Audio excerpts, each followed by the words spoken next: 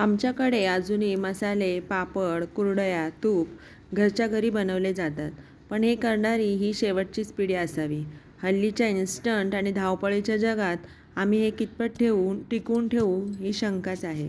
घरी बनवलेल्या कुठल्या पदार्थाबद्दल शेवटची तक्रार मी कधी करावी लागली हेच आठवत नाही. आठवतं तेव्हापासून जेव्हा जेव्हा काही खाल्लं ते साधं सहज पण छानच असतं. आता परत गेले की कढवलेलं तूप नि गरमागरम कढी यावर तुटून पडायचे. व्हेजमध्ये व्हरायटी नाही असं कुणी म्हटलं की गंमत वाटते. कधी त्याला वैविध्यपूर्ण घरचं व्हेज जेवण मिळालेलं नसावं या अंदाजाने वाईटही वाटतं. तूप कडत असताना चमचा बुडवून खायची आमची दांडगी हौस. त्याबद्दल धपाटेही खाल्लेत. तूप बनल्यावर खाली उरते ती बेरी खरवडून खायची. मस्त गुळासोबत टाकली तर क्या कहने. माझी आवड पाहून शेजारच्या किनीकर आणि वैद्य काकूही त्यांच्याकडे तूप लोणी बनू लागलं की मला आवर्जून बोलवत असत. हल्ली आमच्याकडे असं आवडीनं खाणारं कोणीच नाही असं काहीतरी काकू म्हणायच्या. घरी 2 दिवस कुठला जिन्नस टिकू देईल तर शपथ असं उलट आई म्हणायची.